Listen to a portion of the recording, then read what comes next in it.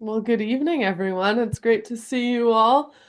Um, Super excited for this chat with Jamie tonight on strength training. I will let Jamie do most of her introduction, but we connected through a mutual friend. Some of you might have remembered the article in the Run, Bike, Try magazine that I was in. And then a few of our members have also done that article. So Jamie and I connected through there, which has been great. So we're looking forward to this chat. I'll let her explain more of what she does in her professional life and what she does for fun. And then we'll get going. And if people join us late, that is no problem at all you, Jamie. Okay, awesome. Thank you so much, Hunter. And thank you everyone for letting me chat with you tonight. Just a little background on me. I've been in the strength and fitness world for, dare I say, about 20 years now. I originally started off in sports medicine and transitioned over to strength training. And about 7 years ago, when Dr. Stacy Sims came out with her book, I started using that information to help me train the women that I was training with. And then they came out with their second book. Sorry, their first book was Roar. Second book was Next Level, and that one was focused on perimenopause and postmenopause women's fitness. And so I dove into that one. I've been taking all of her courses, and so I've been using a lot of that information to help the women that I train. And I have women training anything from duathlons, triathlons, running events, cycling events, you name it, they're doing everything and they're feeling pretty darn good about it now. Um, Make sure I keep my notes here. And as far as myself, I've also participated in a lot of different activities. I started off as a team sport in college, and then I moved on to cycling, and I've done triathlons, duathlons, gravel bike races, and I'm going to put that in quotes because out here in California, we don't really have gravel. It's more like easy mountain bike trails. I've also done mountain biking and road racing as well. And with duathlon, I actually was able to go to the world competition in my age group in 2018, and that was really awesome to go to a different country and compete against the best of the age groupers. Yeah, that was a wonderful experience. Okay, so tonight, obviously, we're going to be talking a lot about strength training. I'm going to try to share my screen here, and hopefully this will work. Bear with me for a moment. Here, I need to share this. I don't know why it does this to me. Where did it go? For some reason, it doesn't like to give me access to right behind this control panel. It's it's the second tab and I can't get to it. You know what, let me stop the share. Let me move the tab and then see if I can get to it. Sorry about this. Good old Zoom. Oh, yeah, I know, right? All right, let me come back over here, try to share again, see if this will work. Ha, I think that did it. There we go. All right.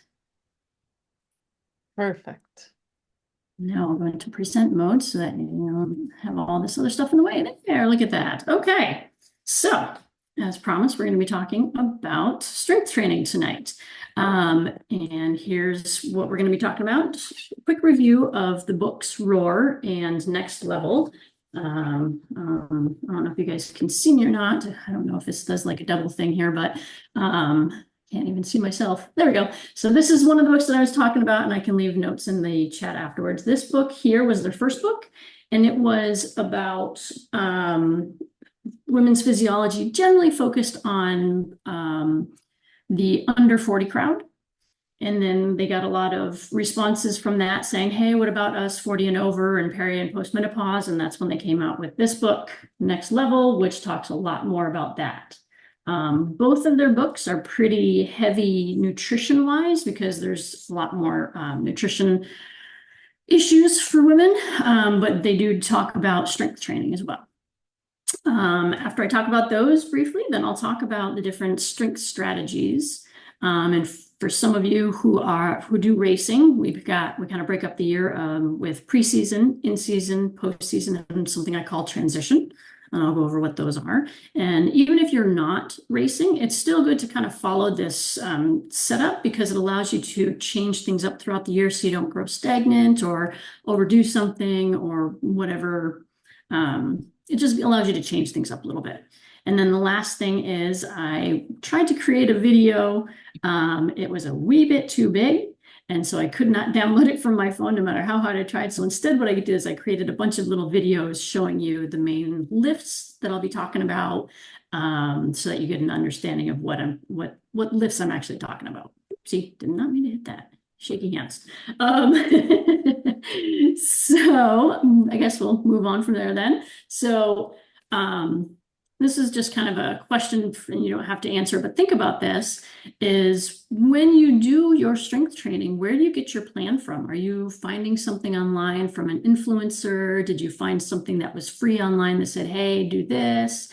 When you're looking for your strength training, you want to look at who's the one that's giving the information out, look at who they work with, and look at their understanding of strength training, because a lot of strength trainers out there don't actually study women's physiology. And so a lot of the strength training information that's out there has been done on young college age men, because that's generally where they do the studies, is in colleges. And they take the information that they gather from doing this different strength stuff with guys, and they just slap it on and say, here, ladies, it works for you too, without realizing that women have a cycle. And through that cycle, every month, we go through high hormone and low hormone phases, and that changes how our bodies can adapt to the strength training stuff that we do. So it's really good to make sure that you're paying attention where you're getting your information, so that you don't get stuck in a rut doing the wrong thing or not doing enough. All right, so the books themselves, like I said, they're very heavy on nutrition and nutrition timing. They do talk a little bit about strength and power. And then, like I was talking about, seasonal training. And then with the next level, they do talk a lot about that strength training and stuff for over 40, women over 40, I should say. And when we talk about the nutrition stuff, I'm not going to spend a whole lot of time on it, but because it's a big part of these books, I did just want to kind of touch upon it.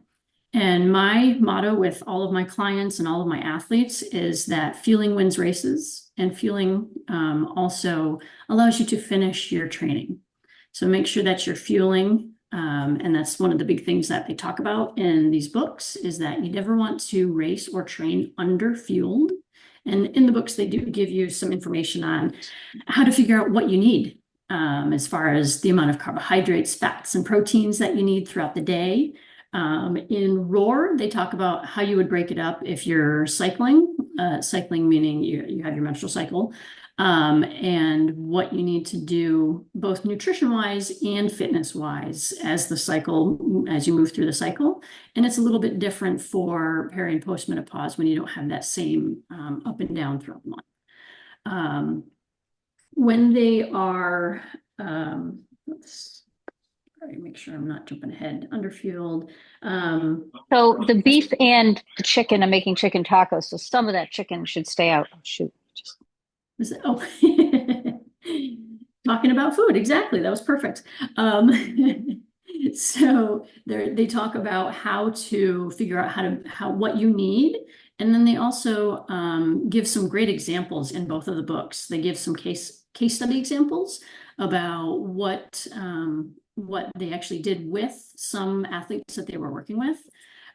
So you can kind of go through the books and say, oh, this one kind of pertains to me, and you can go through and go, oh, they were eating this much, or they did this many workouts per week or whatever. So it kind of gives you a little bit more understanding of what it is that might work for you. The underfed, also, I already mentioned this, but no, I did not mention this. Diets. They talk about dieting in the books as well. And there are two big things when it comes to diets is they don't really believe, based on the research that they've seen, that keto or intermittent fasting works well for women. The two were created again based on what happened with some men that they were working with, that doctors were working with, not the authors here.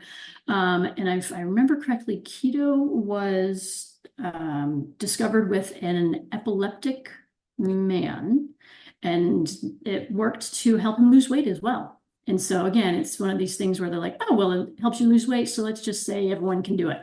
And what they're finding with keto for women is, yes, it'll work for like a month, because anytime you change anything that you're doing with your nutrition, you will see changes in body composition, but it only lasts for a short period of time, especially with keto, because the body starts to go into this kind of starvation mode. And with our hormones, when that happens, the body is triggered, the body systems trigger stuff so that we end up storing more fat because we're in this kind of state of, oh my gosh, I don't know what's really going on. So the body stores more. So it's kind of this, you'll feel great for a while, and then all of a sudden you'll see negative changes. So as far as the keto and the intermittent fasting, they don't really recommend it for women, but just more about the timing of what you're eating and getting a better balance of what you're eating. They also talk about needing more protein, and also adding creatine. Protein, we all know what that is. Most women undereat in protein, and most men overeat protein. And it doesn't matter whether you're vegan, vegetarian, or carnivorous diet, but we all need to get a little bit more protein. And they recommend, I believe it's 1 gram of protein per pound of body weight is what they suggest. So if you think about how much protein you're getting right now, most women get around 60 grams. If you think about that, if you're a 60-pound woman, that'll work for you. Otherwise, you're going to need to start adding a little bit more in there. And I don't suggest like adding a whole bunch all at once, because you'll just kind of feel bloated, but slowly, progressively start adding more to your diet until you feel like you've kind of hit that plateau. And everyone's different. And that, 1 gram to 1 pound is a suggestion. It doesn't work for everybody because we are all different. So that's just kind of a good place to start from. And the other thing that they talk about is creatine. And they talk about it more towards the peri and postmenopause group, because as estrogen declines, our ability to maintain muscle mass and build muscle mass decreases, and it gets really hard. So what they're finding is by adding in that creatine, about 5 grams of creatine a day, really helps us to use the protein that we're taking in and synthesize it when we're doing our strength training. So that's really important for that part. And that can be used for any ages. But with the other part that they're finding out with the creatine is that for the over 40 crowd, with perimenopause, you get a lot of these symptoms of like brain fog and sluggishness. The creatine's actually been shown to help with that kind of mental acuity. It kind of revs you back up. I shouldn't use the word rev, but it helps you be able to focus better, not feel like you're always just kind of in the clouds. So that's one of the newer side effects that they've discovered from creatine supplementation. And the last two things that they talk a lot about in their books is to have hydration in your bottle and food in your pocket. The reason for that is that a lot of these nutrition, the sports drinks have so much sugar in them that when you're ingesting it, the sugar actually gets in the way, and it doesn't allow our body to take the water into the bloodstream. And so you get this kind of pooling in your gut. And if you've ever been out for a long day and you're like, I've been drinking all day, but I just feel super heavy, that's what that is. And so they suggest, and I think I might have put it on the next page, a protocol on what to have in your bottle. And then, like I said, food in your pocket. Let me just take a quick check and see if I did. Yes, I did. Perfect. Sweet. This was that last minute thing I did. So when we're talking about the hydration, these were the examples. This was the example that they used for your fluid. So they used a 8 ounce, and I know most of us have like a 20 ounce bottle on our bikes or bigger. So just kind of adjust accordingly. But what they're suggesting is about a 3 to 4% carbohydrate solution, meaning about 7 to 9.5 grams of carbohydrates. And those should be from glucose and sucrose. Those are the two main ones that work best with the female physiology. And then on top of that, adding sodium at about 180 to 225 milligrams, and then a little bit of potassium as well. And that combination seems to do the best for most women.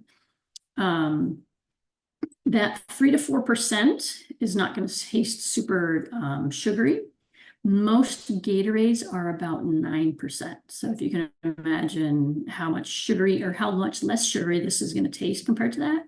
And a lot of the other sports drinks are coming in around 1,000 milligrams of sodium. So you can kind of see a big difference there too, because too much sodium can also stop things up as well and make it difficult for the fluid to get into the blood system. Let me just make sure they're following along and getting all the stuff that I wanted to talk about. Where are we? Okay, so we got the water and comparing it to the Gatorade. Okay, good. And then talking about the food in the pockets is they found that a lot of women don't do well with the gels, just again, because it's like super high carb. If it works for you, great. If not, I would highly suggest getting away from that and getting to something that's a little bit more solid. Some people can get away with like the shot blocks and stuff like that. That's fine. Or bars, or even just natural food, like making yourself a peanut butter and jelly sandwich, or bringing a banana and cookies or pretzels or something like that to give you a little bit more natural food. So again, you're not going to get that kind of cramping yuckiness in the gut. Oh, that's what I was going to say too, is the fueling. If you happen to notice that you're a super salty sweater, meaning when you finish your rides, you've got all that kind of white stuff all over your clothing and your helmet and stuff. It might be helpful to go do one of those. No, gosh, now I'm forgetting the name of it. A sweat test, so that you can actually see what how much more you might need as far as sodium in your water to make sure that you're not cramping. Because the other part is that happens is when we don't get enough of that water into our blood system, things kind of slow down, and that's when cramping can happen. And you don't want to be out on the bike and have a big old leg cramp or something like that. All right. Like I said, I don't want to spend too much time on that because we're really here to talk about strength and power. One of the podcasts that I love listening to is called Hit, Play, Not Pause by Celine Yeager. She's also one of the co-authors of both of these books. And during one of her talks, she had said, muscle is your metabolic 401k. Basically, what she was talking about is the more muscle that you can maintain prior to menopause, the better off you're going to be. Because once we hit menopause, that ability, like I said before, that ability to build muscle decreases. And on top of it, our body naturally is trying to break down muscle and bone. So the more muscle that you have before you hit that, the easier it's going to be to maintain maintain and oh, not feel so weak and not feel so much of decline when you're out there riding.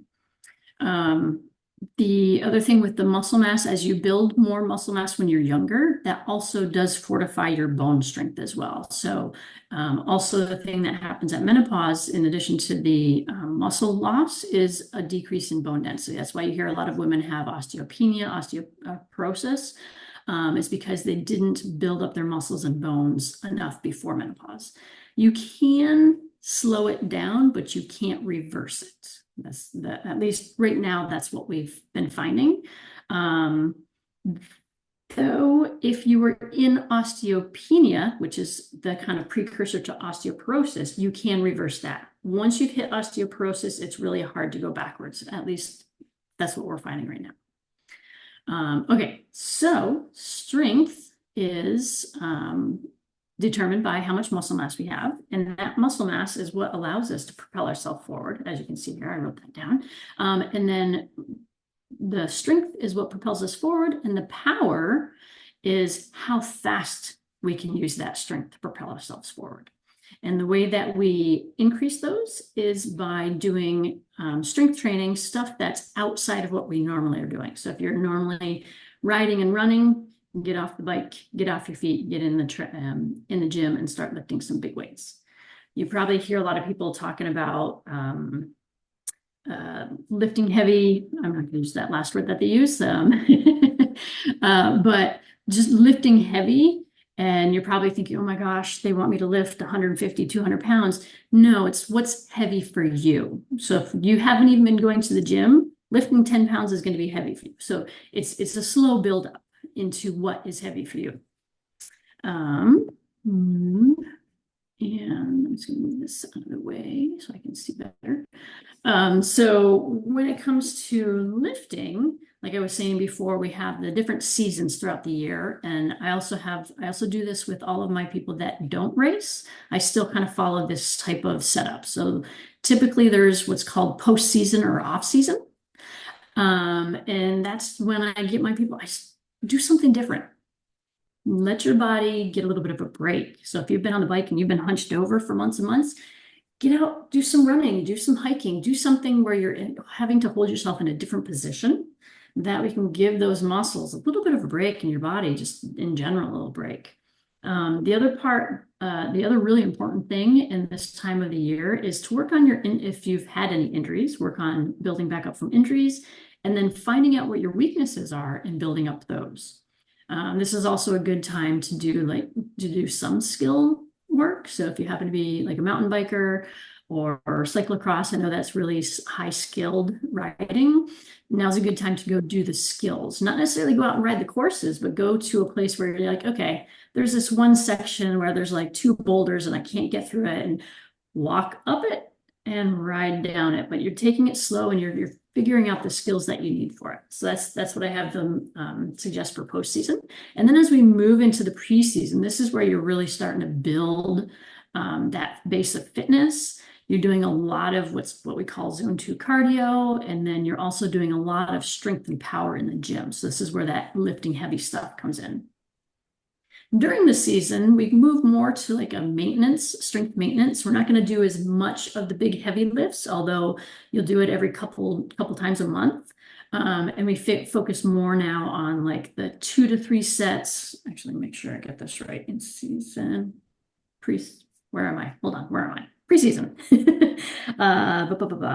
So we're moving from preseason about 2 to 4 times of workouts per week, with about 4 to 6 sets with 2 to 6 reps per set. So that's building, that's that range where you're going to be building a lot of strength. And then we start to move towards that in season where it's going to change to maybe 2 to 3 times a week, 2 to 3 sets of 8 to 12 reps. And that's going to be more of kind of that maintenance where you're not really going to be overdoing it, but you're still going to maintain your strength so you don't kind of drop off. Obviously, if there's a race coming up, I generally stop the strength training the 2 weeks before a race, just because I don't want that to interfere with the rest of the training. And then the other season is called transition. So let's say you have multiple events or races throughout the year, but they're more than about 4 weeks apart. So let's say you have something in May and something maybe in October. So you've got this big gap in the middle. Transition is basically going back to that kind of postseason, preseason, in season, and then repeat. So it's just doing more of a microcycling versus a big macro cycle. Then see here, moving on. Oh, no, we're not gonna, there we go.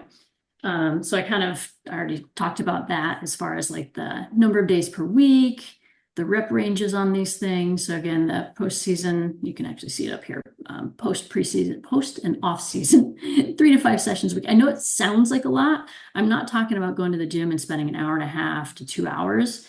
A lot of the stuff that I do takes 30 to 40 minutes if you're doing it the right way. And it's about doing one lower body exercise, one upper body exercise. That way you don't actually have to stop and rest the 3 minutes in between doing a big lift, and you're still getting all of the exercises without wearing yourself down. Then we got postseason, which I already kind of talked about that, where you're going from those big lifts to more of a maintenance type stuff. Oh, and the other thing that I didn't mention is that we start to incorporate some stuff that's called accessory movements. The difference being when we're talking about the big lifts, I'm talking about things, and I'll talk about this later, but squats, deadlifts, things like that. Accessory movement, so the big lifts are things that are multi-joint movements, and the accessory movements are things that are more specific, like single joint movements. So a good example is a bicep curl. You're moving one joint to do an exercise. So that's kind of the way that we would transition from there. And then again, quickie on this in season.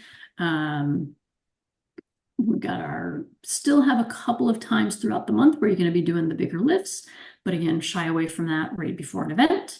And generally 1 to 2 times a week, preferably if you can get 2 times a week, just because as women, we don't maintain that muscle mass as well. So trying to keep that consistency of hitting the weights and getting that input into the body more often is really helpful. And then, like I said before, we got the transition if you have multiple events and whatnot throughout the season. Okay. So when we talk about strength training, there's a bunch of different principles. I'm not going to go into these in depth. I'm just going to give a quick overview of them, but these are the 5 principles that we follow: overload, specificity, progression, variation, and recovery. And here they are. This underway, so you can see. Overload, is basically how we're training and giving the body, what's the word I'm looking for? Progressively giving more weight to the body to have to why can I not talk tonight? It's not even evening yet. Overload is giving the body more weight than you're used to. And that's why we do the 2 to 4 repetitions, because you don't need to be sitting there pushing for 10 to 12 reps. That's just too much when we're lifting these bigger weights. So we slowly, progressively start to load more and more weight. The other principle is specificity. So when you're out on the bike, you're training your energy system. So you're not always just doing a zone 2 ride. You're not always just doing zone 5 efforts. You're mixing them up. Same thing when you're doing strength training. One day a week, you're going to be hitting some pretty big heavy weights. Another day of the week, you'll be focusing on more of the accessory stuff. And another day of the week, you're going to be kind of doing a little bit of both.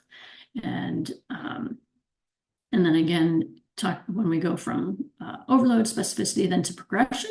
Again, it's just that slow over time increasing things, either the weight, the amount of time that you're working out, the intensity, the speed of the exercise or whatever it is. And then obviously variation. We don't want to be doing squats the exact same way all year long. That's going to get really boring, and it's eventually at some point can overload you too much, and that's where overuse injuries come from.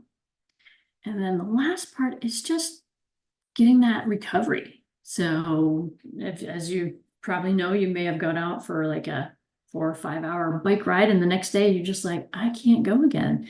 That's your body telling you it needs recovery. It needs more time than just the 8 hours that you slept to recover from what you did to it the day before. And so recovery can be a night's sleep. It could be doing an easier workout the next day. And the difference being is that when you're younger, so under 40, you can generally get away with just taking an extra day off. When you're over 40, again, because of that hormone shift, it's better to take what's called an active recovery. So if you happen to be a cyclist, you don't want to sit down the next day, because our hormones tend to cause everything to tighten up and makes it a lot more difficult to get back into stuff on, 2 days later when you're going to do an event or do a workout. So it's best to do what they call active recovery. So going out, doing a walk, doing a hike, doing some foam rolling, but not spending the entire day on the couch or working or whatever it is you were thinking about doing or could do when you were younger. So that's the general gist of strength training. Oops. It's not letting, there we go. So with the strength training, there's also what's called mobility training. And I do a lot of focus on this because the mobility helps us access the ranges of motion we need to do the strength stuff. So on here, you can see at the top, I wrote mobility is flexibility plus strength. So when you think about your flexibility, that's your active ability to move yourself into a range of motion. Sorry, I just said that backwards. Oh goodness, sorry, I just said that backwards. Your flexibility is how far you can be pushed into a range of motion. So let's say you're lying on your back and you're going to do a hamstring stretch and you got that stretching strap around your foot. That's your flexibility, how far your leg can go. Now, if you took that stretching strap off and just tried to lift your leg's not going to go the same distance. It's going to be a little bit less. That's your mobility. That's your body's ability to get into a range of motion. And sometimes if those are limited, but the exercise that we're doing requires us to get into that bigger range, that's where that difference between those two is where injuries can occur. So a lot of times what I'll do is we'll work on stuff to increase your range of motion. And while we're increasing that range of motion, still making sure that you have some strength through it. So it's not just, I can get there with a little bit of strength and control. So I don't know if you were paying attention to the video. Let me play it again here. This is a hip warm-up. These motion that I'm doing right here, I'm taking the hip through its fullest range of motion that I have. Once I've done that, I've kind of reacquainted myself with my hip. Now I'm going into a stretch for a static stretch of 1 to 2 minutes. And as you can see, this is super long. And then I do these things that are called pails and rails, where I'm actively trying to pull myself deeper into that stretch. And then I let go, I pull myself deeper into the stretch with my hands, and then I actively try to hold it there. And what that's doing is it's pulling me into that extra range, and then it's giving me that connection between my brain and my body. Can I hold myself here, and how much strength do I have? You don't have to worry about all of that, but that's just one of the things that I like to do with my athletes, make sure they've got this stuff. And the other part of this is when we get into that race season, a lot more of this stuff is going to be happening because we don't need to be doing all of that big lifting, but we do want to make sure that we're still maintaining our good solid ranges of motion. And then the thing that you've all been waiting for is, what are the big lifts? These are the main lifts. So we've got our squat, and it's not just a squat. You've got front squats, you've got back squats, you've got dumbbell squats, you've got barbell squats, all the variation of a squat. Same thing with our deadlifts. And then we've got pressing motions and pulling motions. So pressing is anytime you're moving a weight away from your body. Pulling, obviously, is anytime you're bringing the weight towards your body. Rotation is just that, and it can be any type of rotation from a diagonal to a straight across to an up and whatever it is. And then the last part is our accessory movements. And then when it comes to strength training, I also do power stuff, which is where we get that extra strength to, let's say we've got a short, super steep little hill that we need to get over. That's power is what's going to help us get up and over that. And so things that I do for power stuff is snatches, clean and jerks, thrusters, box jumps, lateral jumps, anything where you're moving a weight or your body quickly. Then I believe it is, yes, there we go. So now let's see, I need to stop the share because I have to go to another tab. So give me a moment here to go back to the other tab. So I was not able to today pull up the, I was not able to pull the full video in. Uh-oh, my screen just froze.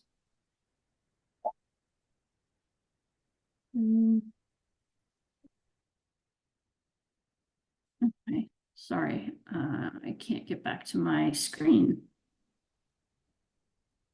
Oh, shoot. There we go.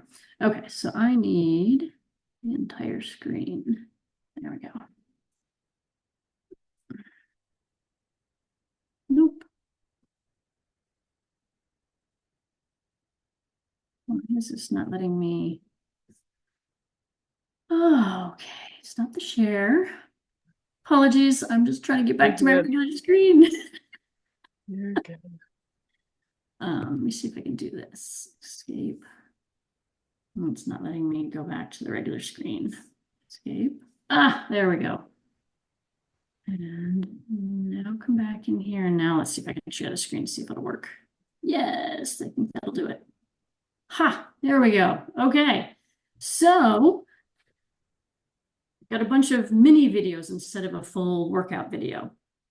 So squats, you've all probably done squats before, but there's two different types, two main types of squats. You've got your front squat and your back squat. Most of us do back squats, and that would be this type of motion here where you've got, oops, I didn't realize there's going to be, there we go, where you've got the weight on the back of your shoulders. You're holding onto it nice and tight with the bar, and then you're squatting down as low as you can go. And so when you're doing a squat, most of us stop when our hips are about knee height, and that's actually only half a squat. You can see here this video, I'm actually getting my hips all the way down to my heels and then standing back up. This does require a lot of back strength, and so you do need to be very careful that, again, just like we were talking, like I talked about before, you have that progression. It's a slow build up to get to there. And then we change it up. So the difference between back squat and the front squat, when that weight is loaded more on the back of the shoulders, you're going to be sitting back. You're going to have to get your hips to sit back farther. And that kind of loads the legs a little bit different. So you're going to feel a little bit of a balance between your quads and glutes and hamstrings. When you change the weight and you put it on the front of the shoulders, like the front squat here, what ends up happening is the way that you have to sit down for your exercise loads the quads just a little bit more than a back squat does. So let's say you happen to be a really hamstring dominant cyclist. This would be a better option for you to start working on to help build your quads up a little bit more. Let's see if I can get that across. We don't need to watch that one. That got in there. There we go. Okay, so then we've got our deadlifts. Now, when you think about a deadlift, you think about that big, huge barbell, and using that big barbell, it's kind of a difficult exercise to do. And so this, you can't really see it very well, but this is called a hex bar, where I'm actually standing in the middle of the bar and the weight is directly under my center of gravity. So it makes it very easy to do this lift with a lot of weight, whereas using the other barbell, you have to sit down, you have to get back, you have to have a lot more upper body strength to do it. You can, oops, I hit pause on that. So with this one, you also notice that the upper body doesn't have to get as parallel to the ground as a typical deadlift, but I'm still hitting a lot of hamstrings.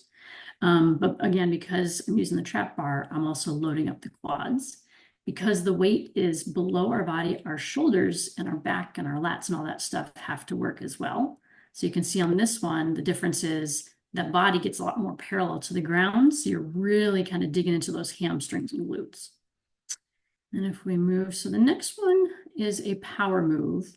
And this one is more about explosive motion. So you can see the weights are much lighter than the other type of weights on the other exercises, because the idea is you're still moving some weight, but you're trying to move it quick.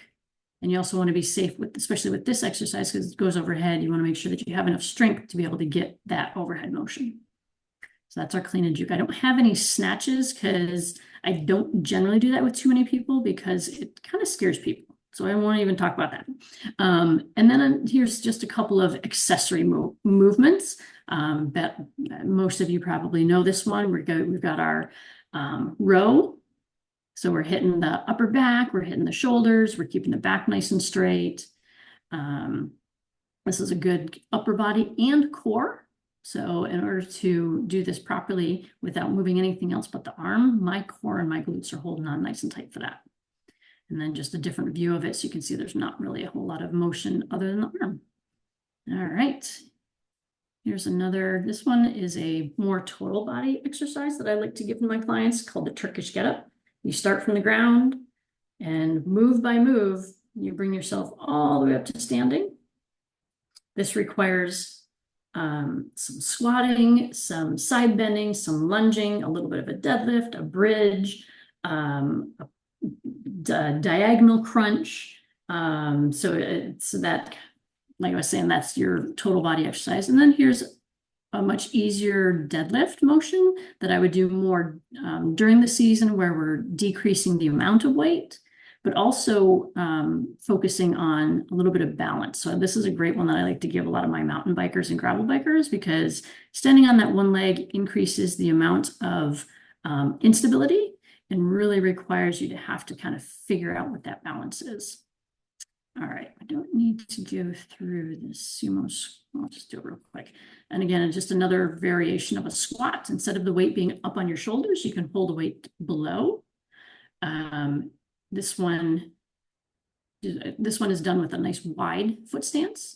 You still want to keep your torso nice and tall for this one, and keep the shoulders back so that you're not rounding through that upper back.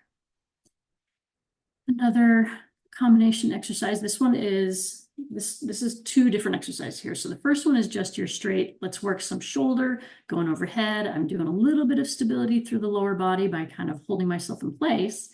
And then we get to a point where we make it a little more dynamic right here, and we add a lunge and a press. Now we're getting that power movement out of it because we're moving faster, even though I didn't put more weight on the bar. But you get the idea.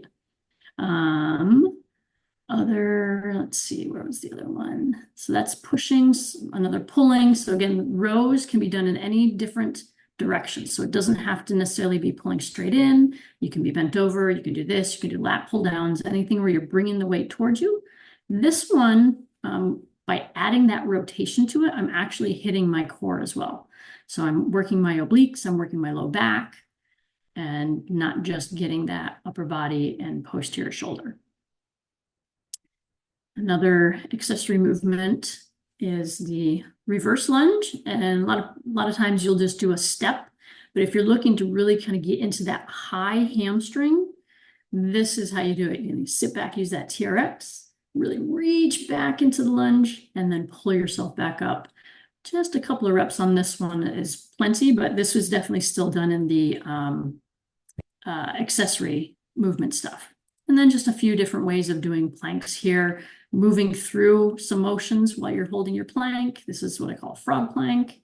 You've probably seen the side planks where you do a little bit of a leg lift. So you're holding yourself. You can do this one with either knee bent or knee straight, bottom leg, and then taking that top leg up and down to create a little bit more resistance. And all the other ones are, actually, this is a good one, just kind of general warm up. So a little bit of side bend or side steps. You've probably seen these, may have even done these before. This is a good one for warming up, but it's also a good one to do in season, just to kind of help maintain a little bit. And let me hit pause on that. Okay. Why does it make it so difficult? All right, so I'm going to go back to the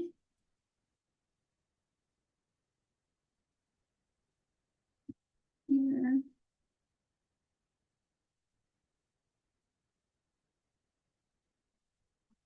So I'm just trying to get back to the other page. Oh, why does it do that? You are sharing my screen. Yes, I know I'm sharing, but that's not the screen I want anymore. Okay, last time. Let me see if I can get this to work again. Oop. Okay, there we go. Go back here, share. There we go. Yay! All right. Oh, what just happened to it? Oh, sharing has stopped. I don't normally have this much trouble with sharing my screen. I don't know why it keeps doing this. All good.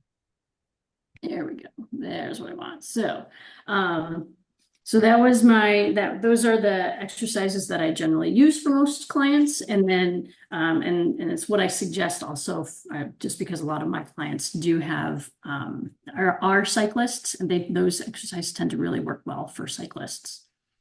And yeah, so I don't know why it went back to that, but anyways. And because we're all cyclists here, and who doesn't like to see some fun riding, I was playing with my, what is that called? Hover camera, making sure that it would follow me and not go and hit itself in a tree. That's so cool. And it does a pretty good job. So thank you all for listening.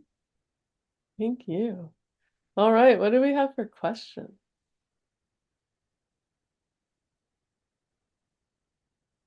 Surely there's some. Hey, I have a question, which is that I have a fairly extensive set of dumbbells, up to 45 at home, but no real access to a gym. And I don't know that I really want to join a gym.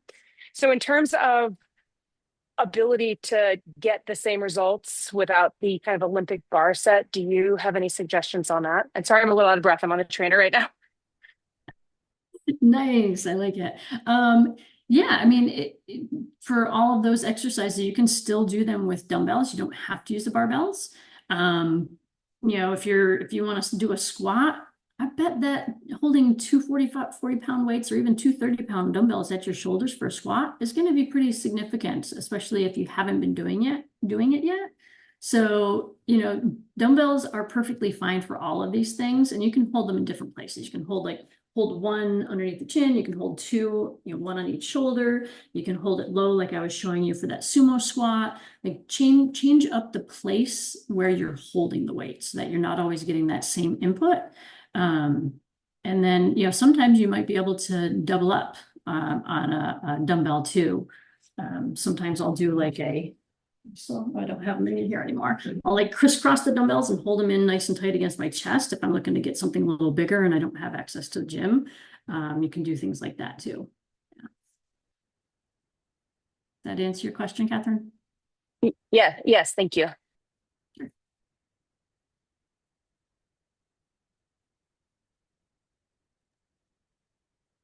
Any other questions? Any other? Mm-hmm. I have a question about creatine. Hmm? And when I first started weightlifting when I was 14, back in, oh God, I don't want to tell you the 80s, that was the big bodybuilding thing. And now they're saying I'm 54. And I'm just curious if anybody takes it. What kind do they take? When do they take it? Do you take it in season, off season, every day? Mm-hmm. I did read both books, but I don't remember reading. I might have to go back and look, but I was just curious what other people do.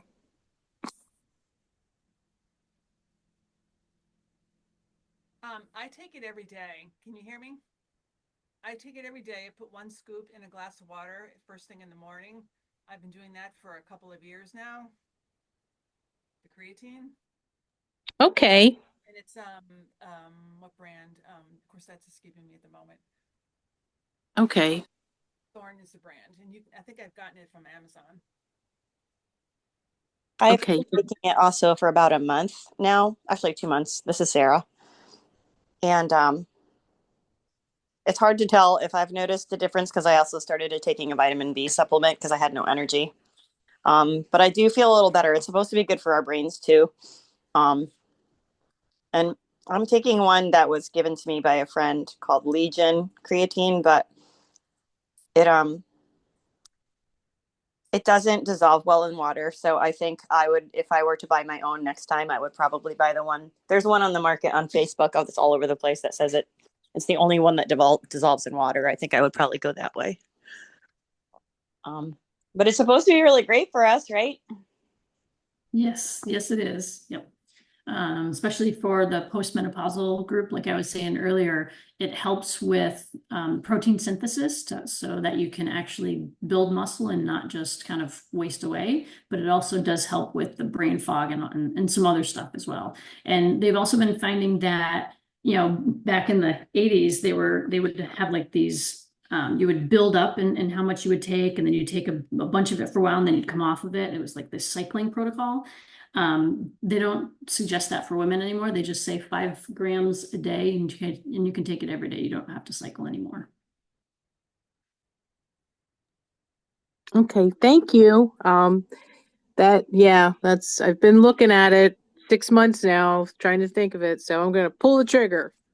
Yes, nice. Can I ask if there is a best time to take it? Because I've been kind of all over the place with mine. And I can't seem to figure out when I really want to actually take it consistently. Yeah, that's a great question. Dr. Sims actually just had a post the other day about this, and she had said that it really doesn't matter as long as we have it in our system. But again, we're all a little bit different. And I know for myself that if I don't take it around the time that I'm having a workout, I don't feel the same kind of results afterwards. I'll start noticing, like if I'll do that for a week where I'll take it in the evening and not around a workout, I'll start noticing that I'm just kind of feeling muscle mass wise, I'm just kind of feeling a little bit dwindling. So for myself, I like to take it right around the time that I'm doing a lifting workout, not necessarily as riding, but a lifting workout. All right, before or after? During, it'll be in my, so I'll have a post-workout protein shake, and I'll just kind of be sipping on it throughout, and then make sure that I finish it no later than 30 minutes after the workout. Thank you. Mm-hmm.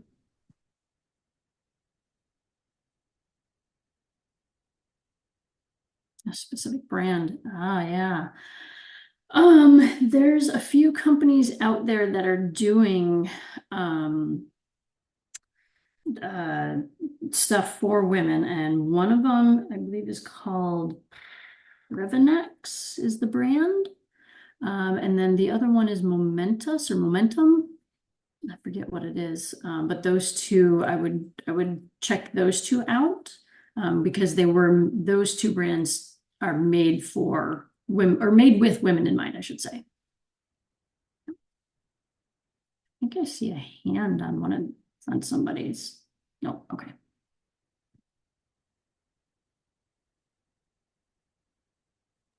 All right. Do we have any other questions? I was just also sorry, I don't mean to dominate the question point, but wondering if you could talk a little bit more about kind of like the perimenopause change, and I guess like when you really like start to fall off the cliff in terms of ability to reverse some of these things as someone who's coming a little late into this whole lifting thing. Mm-hmm. It differs for everybody as far as when you hit that perimenopause. But generally, perimenopause kind of starts around your mid 40s, when you'll start noticing things like your sleep disturbances and craving more carbohydrates. So yes, that happens too. You'll start noticing inability to do multiple days of hard workouts back to back. That's also part of it. And so, sorry, what was the question? I guess you had spoken about like ability to reverse osteopenia and osteoporosis, and also in terms of building muscle mass up so that, into your 80s, you're not like a frail little thing. Yeah. So as long as you're hitting the weights on a regular basis, and kind of cycling through, so lifting big weights, lifting some medium weights, you can build muscle. If any of you know, there's a woman on Instagram called Train with Joan. She's now 77 years old, and she looks like a bodybuilder and she just started lifting in her late 60s or early 70s. So, and she was severely overweight. she did it because her doctor said, you're going to die if you don't change. And so she went from being a couch potato to looking like she's a bodybuilder. And she, at late 70s, she was able to turn things around. She doesn't talk much about her bone density, so I don't know about that. But, if you're willing to work hard enough, anybody can do it. But yeah, it does, when you hit that perimenopause, it does require a lot more thought and a lot more effort. That's the only downside to having to deal with all this stuff. But if you're before that time, really making sure that you're building up your muscle mass, that you're maintaining a good, healthy nutritional program, because your nutrition can also affect your bone density, not just your strength training. So if you're malnourished a lot, that affects your bone density. So just be real careful with diets to try to lose a lot of weight. Just like with strength training, you want to kind of cycle through a diet too, so that you don't get into that kind of osteoporosis when you're younger. But it is possible, just have to kind of give it a little bit more. It does require more protein, does require the creatine, and it requires a little bit more sleep too. Does that answer your question?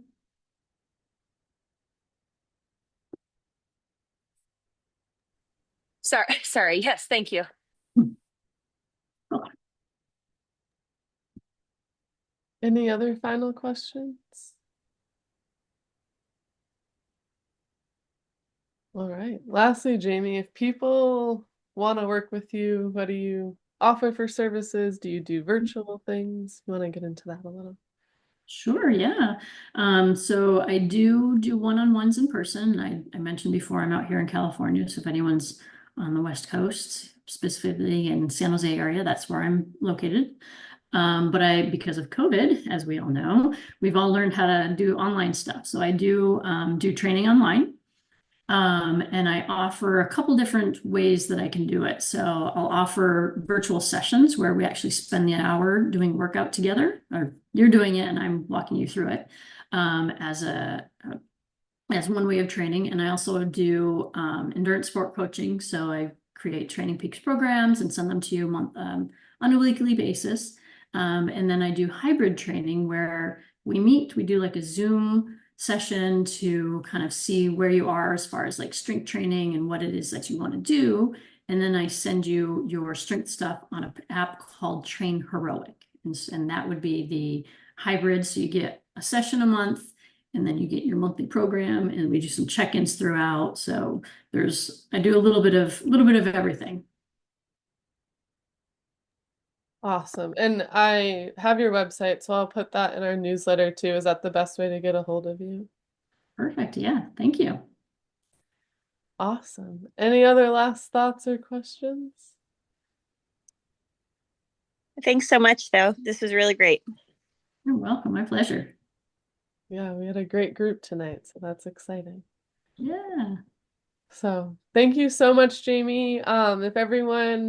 I looked through the names. I think most of you are on our newsletter. So the next one should come out this weekend. I'll put Jamie's website in there if you want to check it out more, or reach out to her if you have any interest in working with her. So follow her on Instagram too. I think that's always good. I just followed that Joan lady. She looks hilarious. Right. Yeah, what a hoot. So Totally. that's awesome. So yeah, thank you so much, Jamie. We really appreciate it. Thanks to everyone for hopping on. And if anyone's going to do Zwift with Kristen right now, have fun. Woohoo. Awesome. Thank you. Thank you so much, everyone. Have a great night. Good night. Bye. Night.